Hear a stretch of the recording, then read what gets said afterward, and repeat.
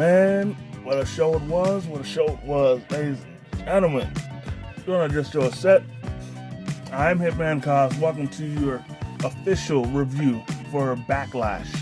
And, of course, I'm not alone in this endeavor. Please welcome, as always, the humble man, Gary. Gary, welcome to the Contracts. Yo, what's good, man? Cos Payton. Hey, shit, man. Ready to cover this pay-per-view? Let's do this shit like Brutus, you know it. Alright. To start things off, we had the United States title fatal four-way match.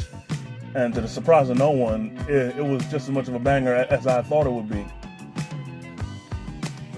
Oh, yeah, like we said it, man. That more than likely we have to be matching tonight. And you know, there was surprises, there were crazy spots. This match had it all. First off, this part was crazy. Where, if I remember, first Jacob Fatu got hit with the BFT. Then LA Knight got hit with the Claymore. Then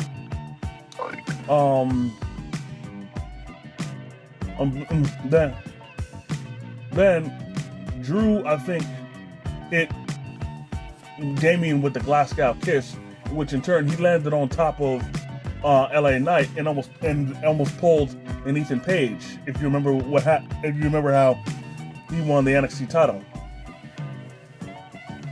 Yes, sir.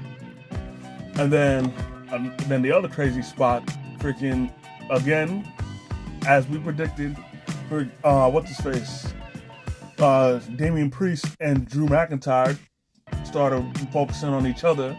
Then they wound up fighting into the stands, and as they fought into the stands, they went up a couple stairs, to which then Damian then hit south of heaven onto Drew, threw a bunch of debris and tables. It was fucking crazy. Oh my god. Oh yeah. Then back in the ring, it looked as if... Yeah, that's crazy. Yeah. Then, back in the ring, it looked as if LA Knight was going to wrap things up. That is until the ref gets pulled out the ring by a Solo Sikoa. Right. And then, but he was not alone. Because a new Bloodline member had emerged in Jeff Cobb. Oh yes, sir. Now, I'll be honest. Again, I'm sorry, y'all. I know nothing, and I mean nothing, about Jeff Cobb. All I know is that he is now the newest member of the Bloodline, at least the new Bloodline. Oh yeah. Homie, you got any inside info on him? He's from the independent circuit, so I know. How good is he? That's a fact. He's really good. He's really good, man. Is he gonna fit into the Bloodline well? I think he will. Anyways, so thanks to Jeff Cobb and Solo Sikoa's interference, Jacob Fatu was able to retain the U.S. title. But if you look at Solo Sikoa's face, I'd say he was half confused, half not happy that Solo interfered. And for me, I'd say that he was only slightly unhappy. Exactly. No, I wouldn't say he was completely unhappy. I'd say slightly, because he didn't close the door on Solo helping him. So there's that. And then on top of that, you know, he doesn't know Jacob. I mean, he doesn't know Jeff Cobb. So he doesn't know what to make of him. That's correct. We'll get more answers on SmackDown.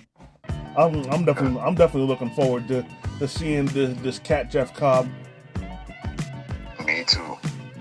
I mean, me personally, no offense to him, but part of me thinks he was probably gonna come make his debut a little later, but they had to speed up the process because of Tama Tonga getting injured. Exactly. That's a fact.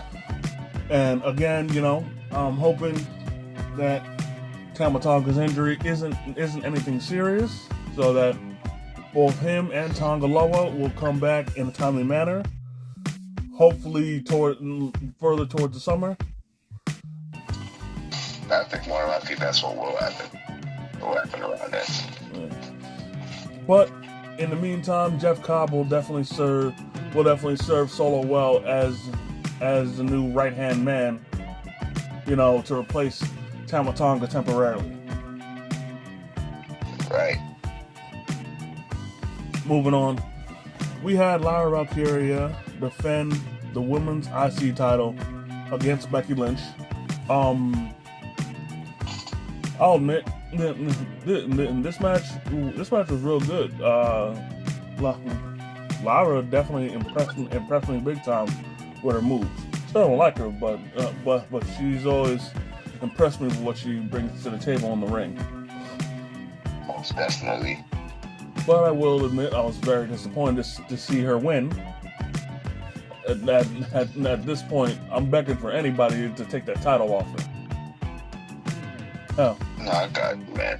Hell, I'll even take Eva Marie to come back and take that title off her. Oh wow. But Becky didn't let her get off that easy. Because after Lyra won, Becky proceeded to beat the crap out of her. Yeah, for real. Sounds moving on. Word, man, that's crazy. Yep. Moving on, we have Dominic Mysterio defending the IC title against Penta once again.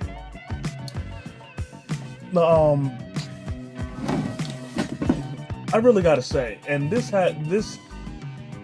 I mean, I know I've said this a lot, but even still, it still does not get talked about enough. And this cat Dominic, from the moment he stepped in, it really must be said that when it comes to Nepo babies, he is just leaps and bounds ahead of all Nepo babies because I know this has been said about quite a few second, third generation stars, but what I'm about to say, this means so much more about Dominic compared to others, in that he was born and bred for this business. Almost certainly was. He was born to be a wrestler. I'm not even capping. Every time this dude gets into the ring, he consistently gets better and better. And whether being in the ring or out the ring, he just constantly shows how he was made and built for this business. Exactly.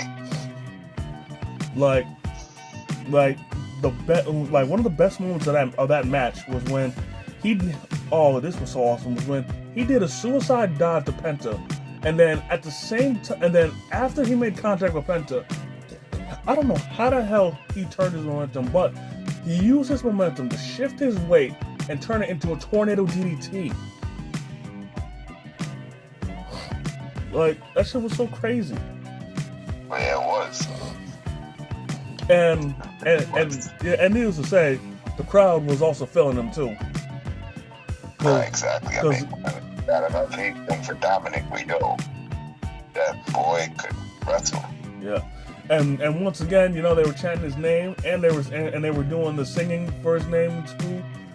He's really been turning up, man. Hell yeah. But at the same time, Penta was doing his thug thizzle in this match as well. Yeah.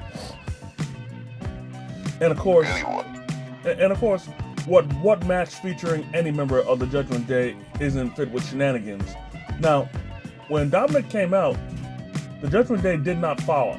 So it looked at first he was going to do what he was going to go it alone. But in the closing moments of the match, all the male members of the Judgment Day did pull up to try and run interference. Correct. But things at first did not go to plan because they all got ejected.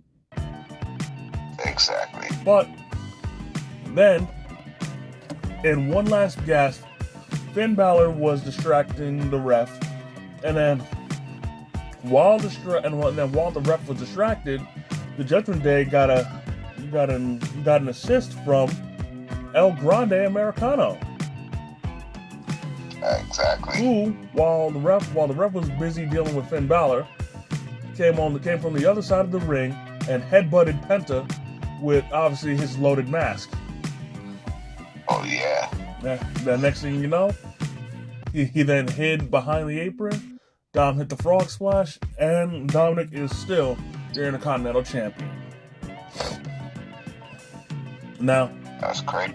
Now, That match, man, yo, I'm one of the best too. yeah. And, you know, despite the shenanigans, this match was so great. But also, I'd like to say that at least with Penta, he eventually will get the IC title.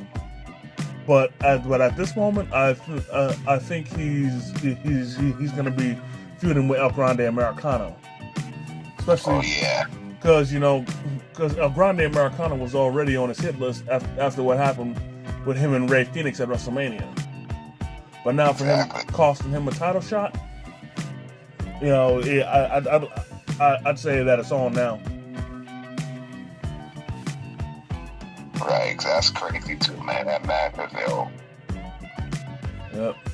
Moving on, we have Gunther versus Pat McAfee. Oh yeah. This match, oh my god, I can't front. As much as I knew that Gunther was gonna win this match, my god, the effort shown by Pat McAfee. There was so many times where I thought he had it. And at the same time, yeah, Gunther could have ended it and should have ended it, but he didn't. But because he didn't put Pat away when he should, it allowed Pat to come forth and have a great showing. And let's give a big shout out to Michael Cole, who first off, he said straight up before the match started that he was gonna be biased, and he had every right to be, because Gunther put his hands on him, and Pat was defending his honor.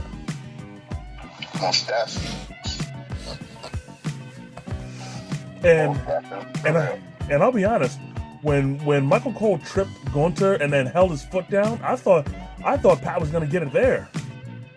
Me too. And honestly, throughout all that, I was waiting for Pat to punt Gunther in the head, just to give everybody a bit of a taste of what he accomplished back when he was in the NFL. Oh wow! Because don't get me wrong, that kick to the gut and everything, that was nice, but that was not his punt. But unfortunately, as you know, everybody knew, you know, Pat unfortunately did lose the match. But one thing I definitely loved about this was that he did not tap out. Instead, he got put to sleep. And even better than that was that he made a vow that he was not going to tap out, and he made good on his promise. He might not have won, but he definitely showed how much heart he has, you know. And you know, Right. and you know, I'd say the match, in my opinion, humbled Gunther because he showed Pat McAfee respect in the end after the match. So I'd say he even though he won, he definitely learned to not snap on the commentators for doing their job. Exactly. Moving on, we have John Cena versus Randy Orton for the undisputed WWE title. You know, first off, let me get this off my chest. At this point, it needs to stop being called the undisputed WWE title because there's nothing undisputed about it. That undisputed part is gone. It should just be the WWE title now. That's a big fact. Because I mean, it became undisputed. It became undisputed after Roman combined the titles, combined it with the Universal title. But once Cody won it, you know, there should be no undisputed. It should just be the WWE Championship. That's correct. Anyways, that aside, down with the match. Oh my God, let me tell you something. If y'all thought that what happened? No, I'm saying, like, which match? What? No, I'm saying, like, yeah, that match was great. I mean, sorry, that match, oh my God. Yeah. Jeez. It's fire. Now, let me tell y'all something. If y'all thought Pat McAfee versus Gunther was on the edge of your seat crazy, yo, this match, oh my God, would have had your heart racing. Honestly speaking, yeah, what up? I mean, Pat did his thing. One of the things, my only thing with me about the match is the slip up. Like, you know, remember when he was outside on the apron trying to jump over and he got on the ropes and he slipped? I think so, but remember? That was one of my things. It's like, you know, Pat, he's doing all right, but it's like I knew Gunther was gonna be the one to, like, you know, to win because Pat was giving it his all. But I mean, he didn't win. But now back to Cena versus Orton. Yes. I can't front. There were several times where I thought Orton was gonna get it. Honestly, that was a crazy match too. Like, especially when there was the first off, Triple H, I think you need to order more refs because having only 2 referees ready for the match is unacceptable, man. You just to avoid stuff like that. Anyway, that's right. You know, we had the first ref bump. Orton, and then I think Orton hit the RKO. He had the pin. There was no ref. Then exactly. Then you know, the second ref came in, but Cena kicked out. That's right. Then Cena, and then they fought to outside the ring. And then that's right. That ref got taken out. No. They were still inside the ring. But then that ref got taken out. But then eventually the first ref, he eventually came to which then Cena and Orton fought outside the ring. And then they crashed the ref into the steps, and he's out again. Exactly. And then when they fight back into the ring, Orton hits the RKO one more time. And at this point, I thought it was over because he caught him again. And also, we aren't short to mention when what's his face? When Cena attempted an attitude adjustment, but then Orton countered into the RKO.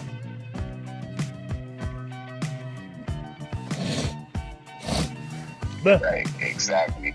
Yeah, and then To the shocker of no one, Cena eventually popped Orton upside the head with the WWE title. And ref counted 1, 2, 3, and Cena is still your WWE champion. Oh my God, this match was so wild, man. Again, I thought Orton had it in the bag. Well, yeah, man, for real, because like, that match is too good, one of the best matches ever against each other. Yeah, arguably, I think that might have been the best match they've ever had against each other. And how fitting that their last match against each other was their best. But because Orton failed, that's it.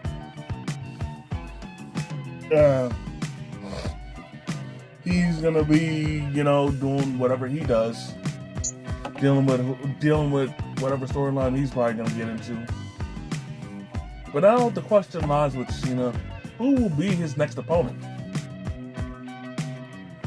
Because more than likely he's not gonna fight at Battleground. No way. That's NXT. My bad. He's not gonna fight at Saturday Night's Main Event. So with that being said, he's more than likely gonna defend the WWE title at SummerSlam. And I'm pretty sure, correct me if I'm wrong, humble man, this SummerSlam is gonna be 2 nights, is it not? Or is that next year?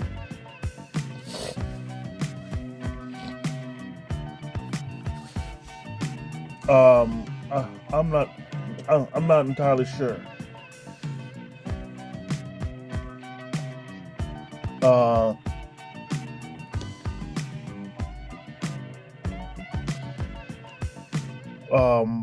Shit. Right, exactly. But my God, bro, that match, that's one of the best matches of his career. It was labeled, as we know, labeled as one last time.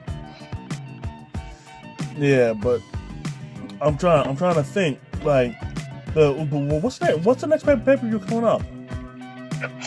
Next pay-per-view, my man, and this is one of my main favorites, so let's see how this goes. Money in the Bank. Alright, thank you. Now, I'm pretty sure Cena's not going to defend his title there. So... Well, more than likely, what rumor has it, there's supposed to be a rivalry happening. We've seen it already. He's supposed to be defending the belt against this person. You're probably going to be happy about it or probably not. Who? CM Punk, rumor has it. CM Punk? CM Punk, yeah. I'd be happy about it, but right now it wouldn't make much sense because he's deep in a feud with Seth Rollins, Exactly. So I don't think that's not going to be it. Yeah. So if Cena does fight at Money in the Bank, who's going to be his opponent? Exactly. Because honestly, I think he's not gonna defend the title until SummerSlam. Exactly. Just because SummerSlam is among the big 4 pay-per-views, And sure, Backlash isn't, a big 4 pay-per-view. I'm just saying. He's probably gonna skip Money in the Bank and then gonna fight at SummerSlam. And honestly, for me, I think the only person that he's probably gonna face, maybe, is Cody Rhodes if he when he comes back. I guarantee that he's gonna come back at SummerSlam. Well, before SummerSlam, but yeah. But because. Right, exactly. But now back to SummerSlam. Is this SummerSlam gonna be the one that's gonna be for 2 nights or what? Yes, sir. You got it. Most definitely correct. This is the one that's going to be 2 nights. All right. So then, yeah, definitely. He's more than likely gonna face Cody Rhodes, and if not Cody Rhodes, it's got to be then probably CM Punk because maybe there'll be enough time that'll pass where that feud with Seth Rollins and CM Punk will either be ended or they'll shift their focus to somebody else. Or Seth's gonna be feuding with Roman. I don't know. You know, it's all up in the air, you know.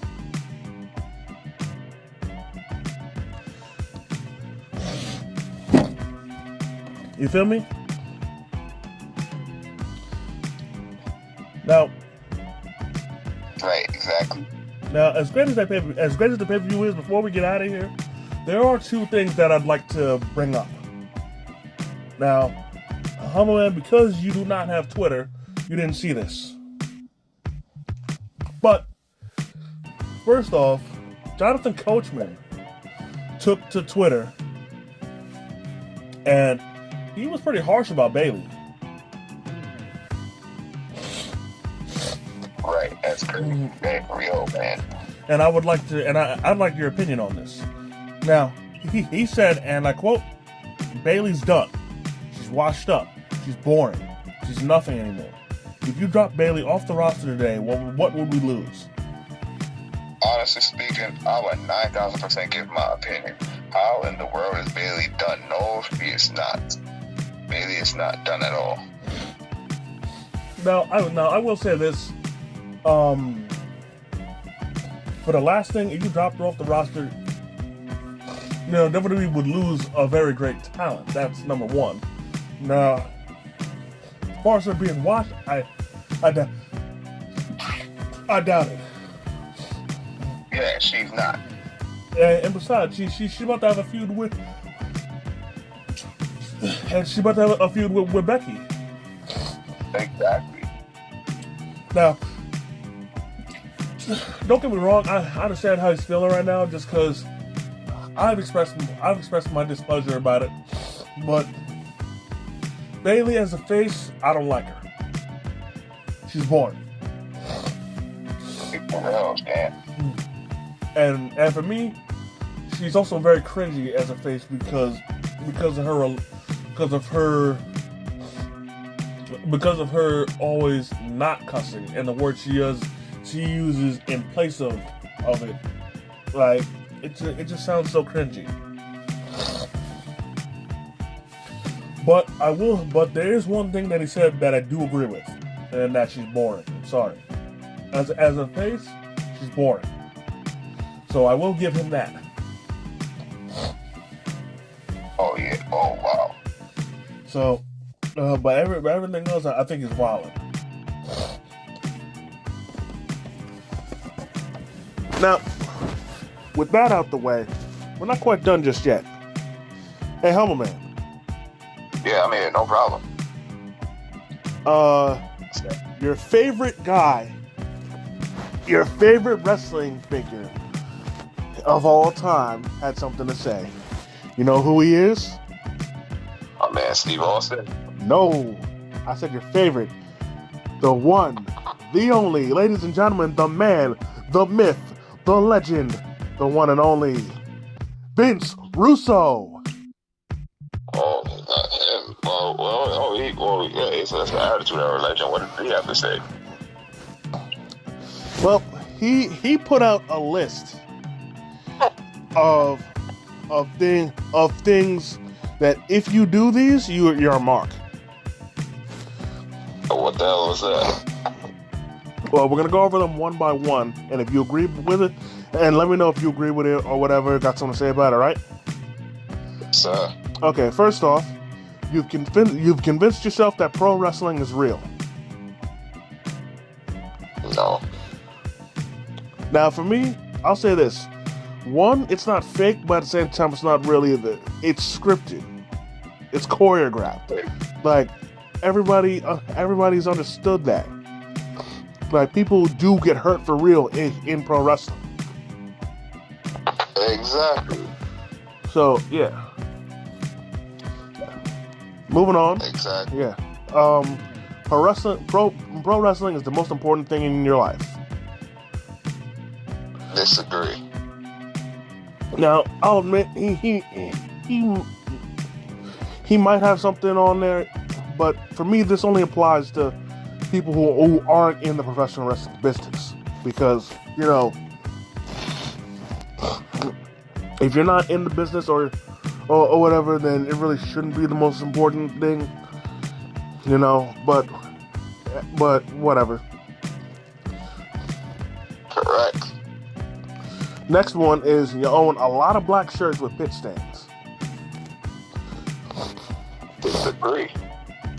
Now this is funny because I actually do own a lot of black shirts, but none of them have pit stains. You wanna know why? Because number one, I wash my ass, and two, I put on deodorant. Same here, dude. I was just gonna say, I can't disagree. I got a lot of those too, and yeah, I do what you said too. I do a lot to what you do.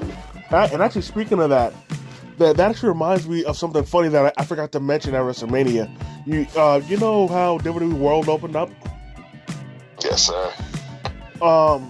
Cora Jade and Roxanne Perez, they actually had to leave because the inside of the place stunk so bad because of so many people that don't wash. Yeah, I heard they did. Yes, there's wrestling fans that are like that, and it's like, oh my god, that is one of the most irritating things in this world, bro. Yeah, and let me say this, when Drew McIntyre put out those commandments on his IG, he didn't do that for his health. He was serious about that, man. Come on. Yeah, right, exactly. Now me, I didn't go there, so thankfully I didn't have to endure the smell. But then again, I've never gone to a WWE live event, period, so I wouldn't know. Man. Have you encountered this smell, Humble Man, at a WWE event? No, I haven't. But at the conventions I've had. All right. Now, anyways, before we get further sidetracked, we're on to the next one. That's you don't want to go to a wrestling show, but you want to be a part of it. Now, this I completely disagree with, because who wouldn't want to be a part of the show? If you are a fan of not just professional wrestling, but anything, of any kind of show, wouldn't you want to be part of it? Come on. But, like, Humble Man. Yes, sir. Say you go to a 50 Cent concert, and like you were in like the front row, and he held the mic up to you during a certain lyric.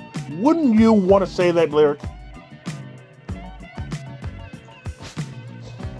Right. Yeah, it's ridiculous. Or better yet, if you were at a 50 Cent concert, would you be sitting down or would you be standing up, vibing and singing a song with him?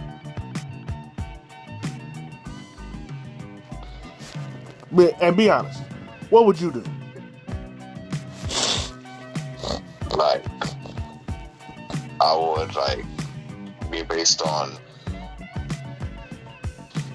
repeat that one. Based on what I would do. Yeah. I said, would you be sitting down or would you be standing up, vibing and singing along? Oh, I'll be standing up, vibing and singing along, my G. Exactly.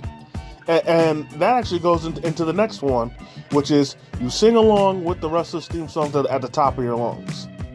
This, again, I completely disagree with, because, again, especially if you know the lyrics, why wouldn't you sing the theme? Now, at the top of your lungs, I can understand, because, you don't want to lose your voice, but still, especially if you're at the event, the adrenaline is going to be pumping through your veins. So you're going to want to sing it as loud as possible along with the other fans in the crowd. I'm gonna say it like this. Freaking, if I was at an AEW show and Chris Jericho came out, I would be singing Judas. If I was at a WWE show and Seth Rollins came out, I'd be singing his theme along with everybody else. I'd be singing CM Punk's theme with everybody else.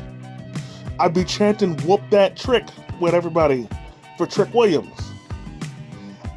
I'd be singing Joe Hendry's theme when he comes out. Yes, sir. So that part, in my opinion, that's completely ignorant on Vince Russo's. That's a completely ignorant one. Now, anyways, moving on. This next one, I actually agree with 100%, and that's Dave Meltzer is your god. This I completely agree with, because I don't know if I've made this perfectly clear. I do not like Dave Meltzer at all, and I'm pretty sure during the predictions I thoroughly showed how much I didn't like him, and I also read that little excerpt that Baron Corbin said about him, and I've kept that to this day just because it still bears repeating. You know? Anyways, now this next one, not only do I disagree with it, it's also insulting. In which he said, work rate, which is in quotes, in fake wrestling matches are important to you. Now, once again, not fake, scripted, choreographed. Get over yourself. And work rate definitely means everything, even in professional wrestling. Because all wrestlers, they train, they diet, they exercise, they work their ass off, night in, night out, whether we see it or not. They sacrifice time away from their families, from their loved ones, to entertain us. When there are certain holidays where you are spending it with your family, correct, they are entertaining us. They're sacrificing their quality time with their family for us. So you can fuck off with that, Vince. Fuck you.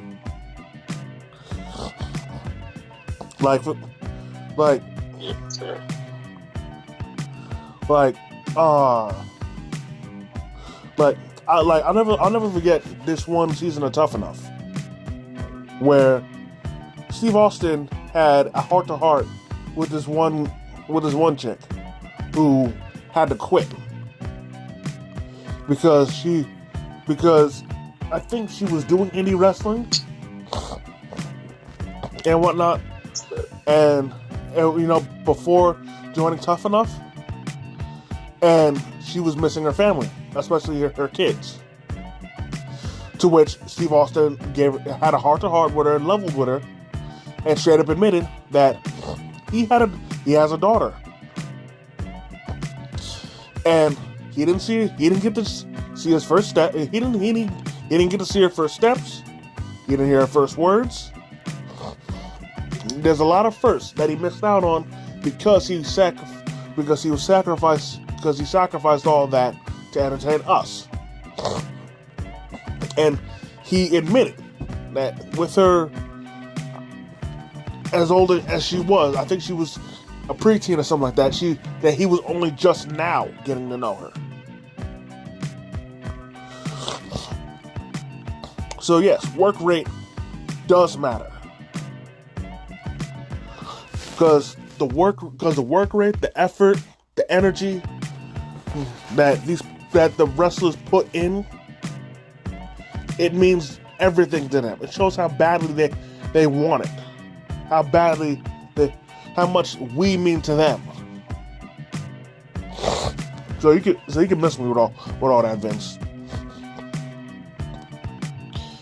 Moving on. Next one is you hate any form of entertainment in your wrestling.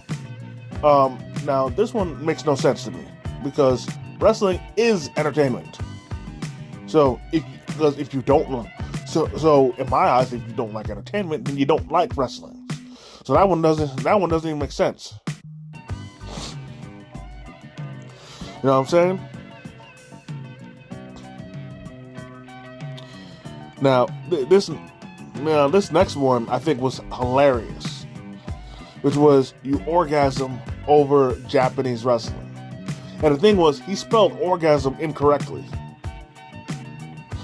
in which he spelled it Orgasm. and Jim Cornette, his arch rival, actually called him out on this. Right, that's crazy. Now I'm not gonna sit here and say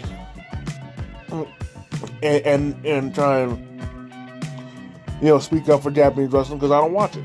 But at the same time, I'm aware of it enough to know that they are some of the hardest workers as far as professional wrestling goes. Like, when it comes to the hardest working wrestlers, like, in my opinion, it's like at the top, it's tied between Japanese wrestlers and Mexican wrestlers. So, yeah. And I don't think you could ever orgasm over wrestling unless you're actually doing the wrestling and it's like some very X-rated wrestling, if you catch my drift. You know what I'm saying? Moving on, the next one is you're opposed to seeing attractive women in wrestling. Now this is about as ignorant as it gets, because anybody of any sexual orientation who wouldn't want to see attractive women in wrestling, you know? Because first off, that's why Vince made the Divas division, and then on top of that, that's why also the females that are wrestling today, like to put on a show and look good doing it,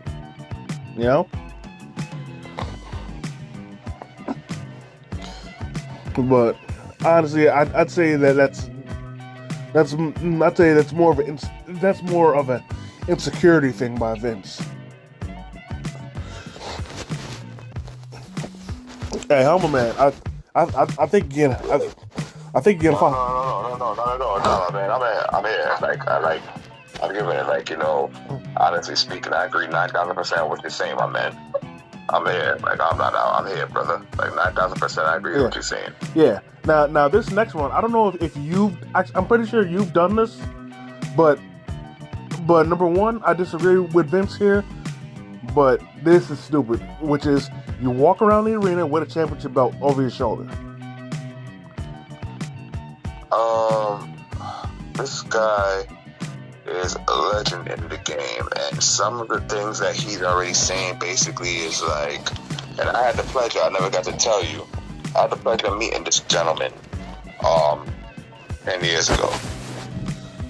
Guy is the man behind the Attitude Era, and these are the shits that he's saying. Oh my God, I 9,000% disagree with that too.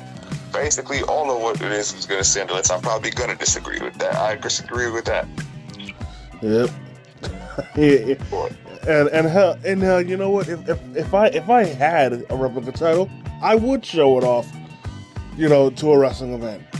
I don't like everybody does this. Like, come on now. Exactly. Now this next one, I think he's projecting, which is you rent space free of charge in your mother's basement. I disagree. Now, first off, I don't live in my mother's basement mainly because, unfortunately, my mom isn't here anymore. But regardless. Secondly, living in the basement of your house actually really isn't that bad as people make it seem. Because I remember at one of my boys' houses, he wasn't living in the basement, but their basement was lit.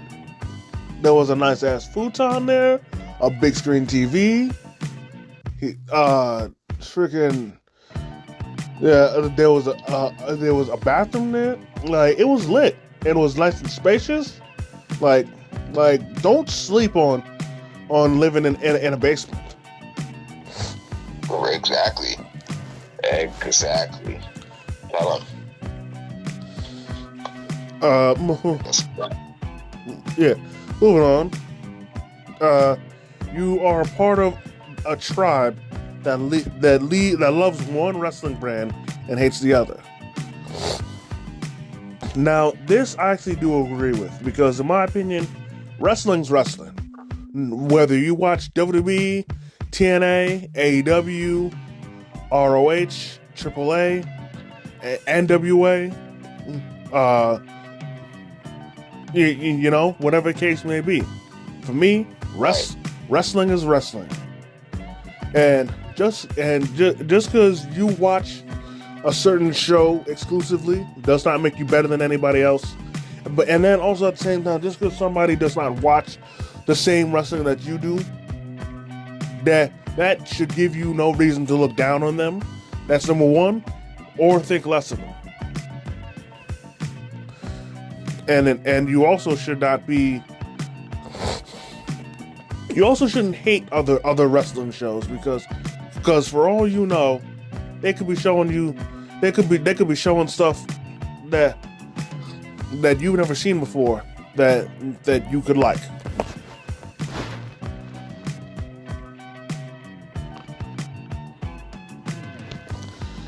Moving on. Oh my God, this is right. Oh no. Yo, Humble Man.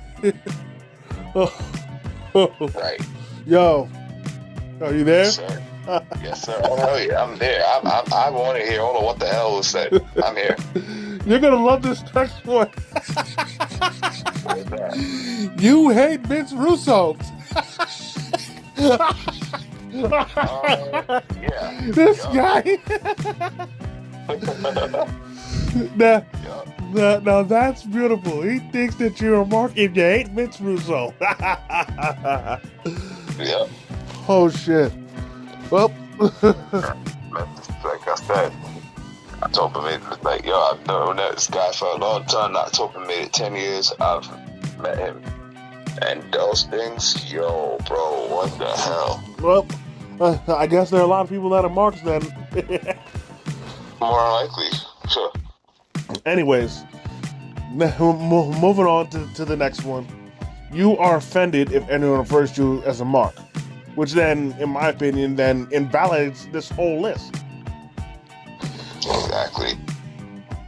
Because how are you gonna give a list on what you think makes a mark, and then have one of the bullet points being offended of being called a mark? A mark is a disrespectful term. How would you not get offended by it?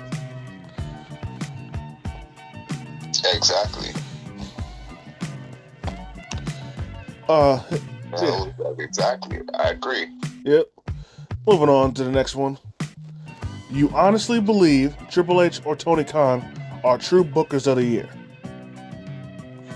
Well, I mean, if you watch WWE or AEW and you enjoy the product, why wouldn't you believe it? So I disagree.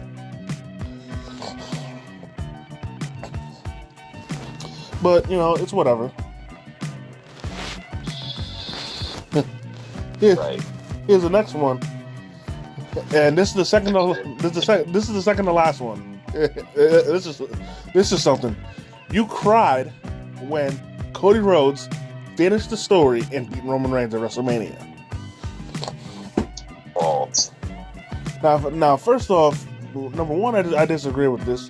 Two, I'll be honest, I never cried over anything in wrestling except for death. But let's get one thing straight. There are tons of passionate wrestling fans, And when you're Exactly. deeply invested into a storyline, you are gonna feel emotion. And Exactly. with as much of a death grip as Roman had on that title, to see Cody fail the first time, and then finally get the job done the second time, why wouldn't you at least feel good? Now, me personally, I wasn't affected at all because, as you remember, our addition of the contracts, I straight up said that if he failed again, I'd have no problem because once again, Cody, in my opinion, didn't do enough to convince me that he was going to beat Roman. But it is what it is. But I'll tell you what. But given that answer, I bet you he thinks that Samantha Irvin is a mark. Because if you remember, Samantha was crying when Cody won, and she could barely get the announcement out because she straight up admitted that when it comes to the outcomes of matches, she purposely makes sure that she is not privy to who wins and who loses, because she wants to be as surprised as the fans are.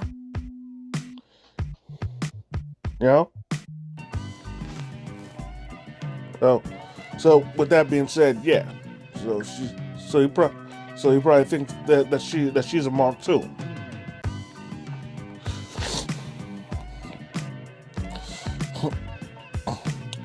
Now, and as interesting, intriguing, amusing,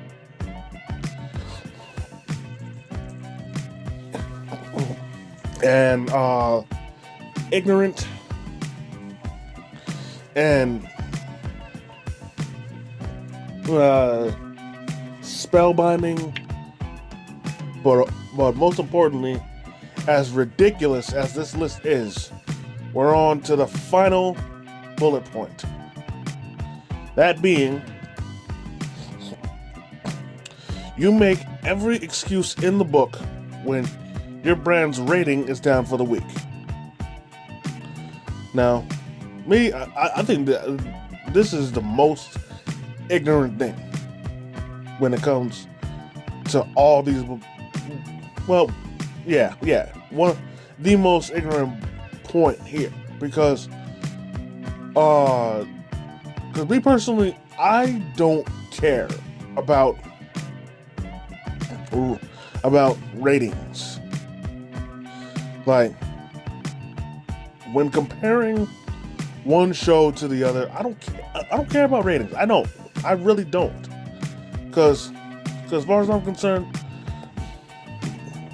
how the show is rated by critics means nothing to me, because they are less than casual viewers. Whereas compared to a fanatic like myself, who watched it every week, will truly know what it's about. So, yeah. And then on top of that, I don't like comparing shows. Like, where people constantly compared AEW Dynamite to NXT, I didn't follow along to that. I didn't care about that. Because no matter how good either show was, it meant nothing in the long run. Because at the end of the day, NXT is still going to air every week, and Dynamite is still going to air every week, regardless. So the way I see it, for all fans, not for fans of WWE, for fans of AEW, for fans of both, don't stress yourself over those ratings. Because those ratings will do absolutely nothing for you. Nothing. Nada. Settle. Not a goddamn thing. You know? So, you know, so straight up, and this goes for all wrestling fans. Once again, don't worry about ratings. Don't stress yourself about ratings. Just enjoy wrestling. That's it. Just enjoy wrestling. 9,000%, my brother. So with that being said, and now that we're done with this ridiculous ass list, that's gonna do it for this edition of the Contracts. I definitely want to thank each and every one of y'all for taking the time out of your busy schedule to come and chill with your boys. I definitely want to thank the Humble Man, as always, for coming through, kicking his wrestling knowledge. Most definitely. You already know. You always gonna have me kicking wrestling knowledge on man cosplaying, of course, brother. Yeah. So, if y'all enjoyed this video, go ahead and hit the like button. Comment if you feel like it. If you're new to the channel, please subscribe and hit the notification bell so you never miss a new video. And as always, our way to Struggle Vision Productions, it's the Hitman and the Humble Man. And if you see us coming, run.